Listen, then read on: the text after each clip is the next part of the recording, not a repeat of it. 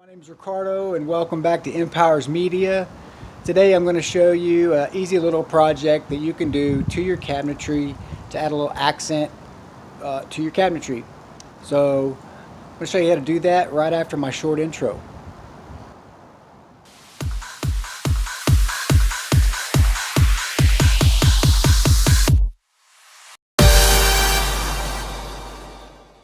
Behind me here I've got the cabinet that I'm going to be doing the project on. And as you can see, I've set me up a little workstation. I've put some black plastic trash bags down on the ground so that I don't get paint all over the ground. And I've got my little work table there. So this is the cabinet that came out of the bathroom, and as you can see, it's a really ugly brown color. And it's also got some contact paper there that someone has put on the shelves at one point in time. Now I couldn't get that off, but what you want to do is prep your cabinet the best you can before you start to paint it. And if you don't have to paint it and you can just jump to the second part of this project, then that's great. But for my situation, I'm gonna have to go ahead and paint this because this brown just isn't gonna work. So I've gone ahead and took the liberty of removing all of the hardware, the hinges and the handles, and I've sanded it down with 120 grit sandpaper. All the surfaces that I'm going to be painting, I have gone ahead and sanded, and then I have blown out all of the sawdust and dust that was created by the sanding, and then I gave it a good wipe down with just some soap and water to kind of clean it up. So this is what it looks like now. I'm going to go ahead and start painting it, and when we get to the second part of the project, we'll go ahead and make a second part. For those of you who don't have to paint your cabinet, you can just skip right to this step. But I had to paint mine because it was brown. So I've gone ahead and painted it, and I've gone ahead and got my tiles out. Now these are the same tiles that I used to do the bathroom floor. So what I'm doing for my cabinet is I'm using them as a accent for the cabinet door. And so I'm going to show you what I mean by that. What I'm going to end up doing is using this construction adhesive, and I'm trying right now to actually lay out each one of these tiles so that when I get to the edge here, I have a straight line. And that's a little difficult to do with this kind of tile because they're staggered. So what I'm having to do, I haven't glued any of these pieces down yet. What I'm having to do is cut out each individual piece here on the edge and find a piece that is the right size so that when I butt it against there, it fits in and it makes the tile square. And so I've done that here, and I haven't glued any of these pieces in, but this is the idea, so that once I do, I'll have a straight edge here, and it's already straight on this side. And I didn't bother painting the entire cabinet door since, you know, this is going to be covered up with the tile anyways. So I'm going to go ahead and keep working on cutting out each one of these individual pieces, because as you can see here, this piece doesn't butt all the way up against the edge, and neither do these two. And the idea is to have a straight line. Okay, so this is the cabinet door. I have already gone ahead and used this F26 construction adhesive and painted the cabinet door when I painted the cabinet, and I went ahead and laid down a bead of this construction adhesive all over the cabinet door, laid out my tiles where I was happy with them, and that took a little time. I went ahead and cut that out of the video because I'm sure you guys wouldn't want to watch me having to cut each individual piece and find a replacement piece so that I would end up with a flush square edge. But that was a little task. This is where we're at. I'm going to go ahead, I've mixed up some grout down here. I've got my grouting tool. I'm going to go ahead and grout this and show you guys what it looks like. I'm going to go ahead and start applying the grout. I think the easiest way to do that is probably going to be just to pretty much dump it on there.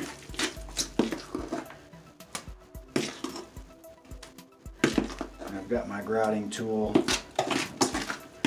grouting spreader, to go ahead and remove the excess, but I just want to go ahead and get this pretty much where I need it to be, roughly.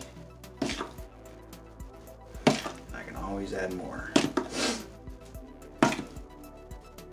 It's going to be a little messy at the beginning, but it'll clean up nice with a sponge and some water. For anybody who's ever grouted before, you know that it cleans up really well with water. But if you haven't ever grouted before, this would actually be a nice little small project to give yourself a first go at it. You're never going to learn how to do something unless you actually practice and try, so don't be afraid to jump into a project like this. This is actually pretty easy. I wouldn't say that it would take really a whole lot of special skill to do this project, as long as you have the materials and a little bit of know-how. It's just like gluing stuff and paint. You know, I'm sure everyone's painted before. So you just take this tool and you just kind of work your grout in.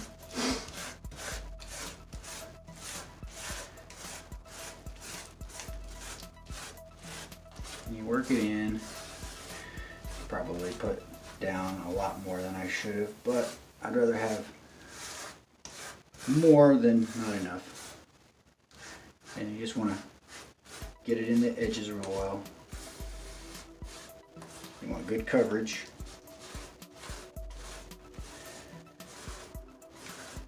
And that's one of the reasons why I went ahead and mixed it up a little bit on the thin side. It makes it a little bit harder to work with. It's a little more messy when it's thinner, but it does allow you to work it into the cracks much easier than if it were drier. You just follow the instructions, the mixing instructions that are on the bag, and it tells you how much water to add for however much grout you're using. So everything's there for you. There's no guesswork. And I just really kind of eyeballed this myself. I didn't look at the instructions. I just poured some grout into a bucket and slowly added water and mixed it by hand until I was happy with the consistency.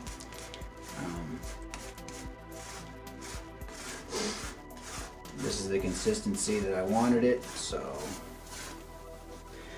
alright, as you guys can see, that I'm going to be left with a lot of extra here, so I'm going to have to remove this and put it back into the bucket. But that's okay.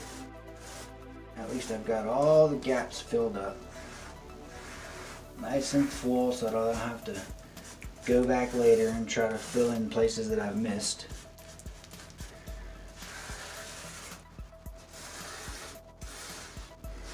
This is all there is to it. You just work it in. Okay, so then once you get to this stage, you're going to want to start removing the excess, and that's where this little tool comes in handy.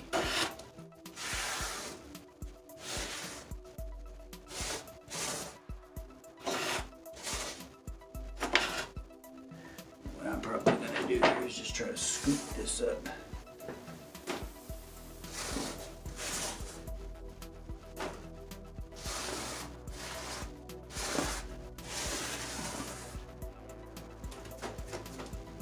Okay.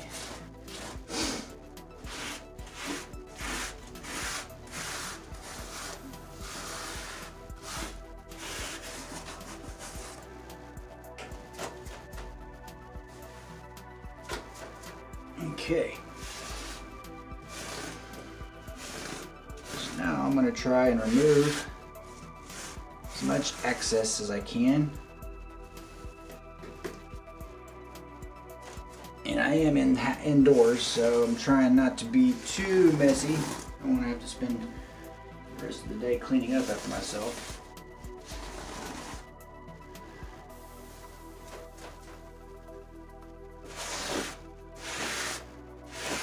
but you just go like that.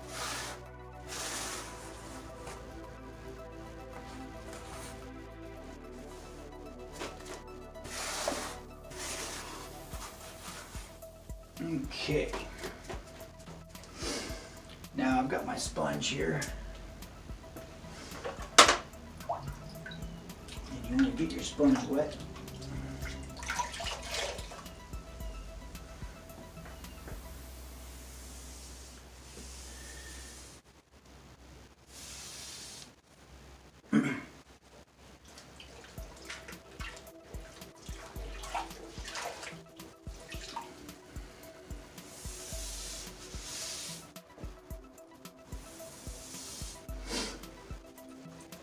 And you don't want it overly wet, you just want it damp enough to remove the grout.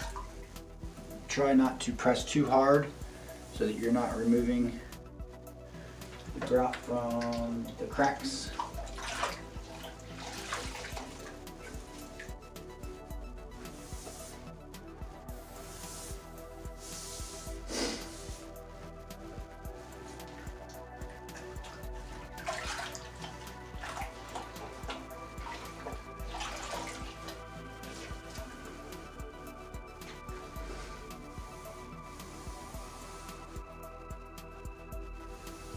And you're just going to give it a once over, because later, once this dries, then you can come back and be a little more aggressive with your sponge and clean up a little more.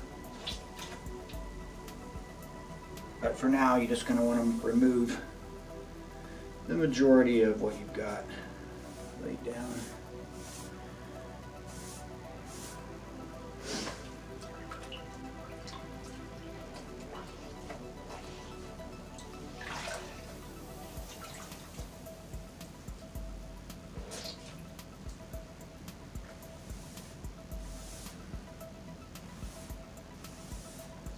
Like that.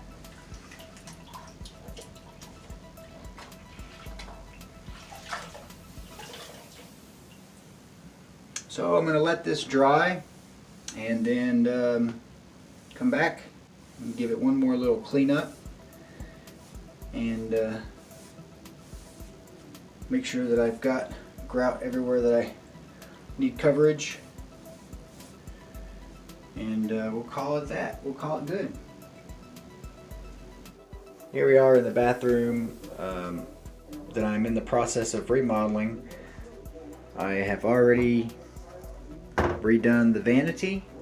I put a new granite countertop on, and I got a brand new sink, installed a new faucet. All this needs to be cleaned, but here is the project that I just completed today with the cabinet makeover.